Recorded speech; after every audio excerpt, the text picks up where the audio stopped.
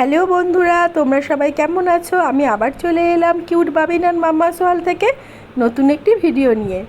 তো চলো, আজকে আমি তোমাদের সঙ্গে শেয়ার করছি আমাদের বাঁশবেড়িয়ার খুব সুন্দর একটি গঙ্গার ঘাট। এই ঘাটটার নাম হচ্ছে পানমৌরি ঘাট। তো চলো দেখা যাক। দেখো, এই ঘাটটার সিঁড়িগুলো এত খাড়াই না, মানে কি বলবো, মানে যতটা নামতে হবে ততটাই আবার উঠে আসতে হবে।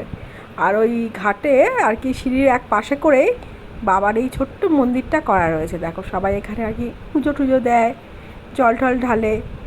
দেখো কত সুন্দর পুজোও করেছে, মানে ফুল দিয়ে কত সুন্দর সাজানো রয়েছে, শুধু দেখো, মানে খুবই ভালো লাগবে।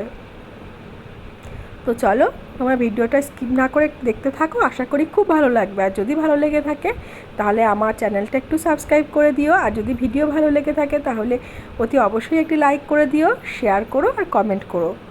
চলো এবার ঘুরে দেখা যাক।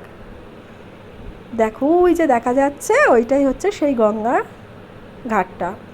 আমরা যখন গেছিলাম না তখন ছিল জোয়ার, মানে জল পুরো ভর্তি, কত দূর পর্যন্ত উঠে এসছে দেখো। আর ওই দেখো ওইদিকে ওই যে লাল সাদা শাড়ি পরে, ওটা হচ্ছে মনসা মন্দির, একটা ছোট্ট। দেখো এত সুন্দর শান্ত স্নিগ্ধ পরিবেশটা, মানে খুব ভালো লাগছিল ওখানে। প্রকৃতির পরিবেশ, হাওয়া, মানে দারুণ লাগে, দারুণ। আর এই দেখো টালির ছাউনি দেওয়া, এটা হচ্ছে লোকনাথ বাবার ঘর। খুব সুন্দর। দেখো একটা লোকনাথ বাবা রয়েছে এখানে, দেখো, মানে অনেকটা বড়। দেখেছো কতটা বড় আর কতটা সুন্দর। পাশে ছোট্ট একটা শিবলিঙ্গ রাখা রয়েছে, দেখো, ওই দেখো ছোট্ট, খুব সুন্দর। দেখো লোকনাথ বাবাটাও সুন্দর, ছোট্ট লিঙ্গটা রাখা রয়েছে, ওটাও খুবই সুন্দর। তো চলো, তোমরা ভিডিওটা স্কিপ না করে একটু দেখতে থাকো।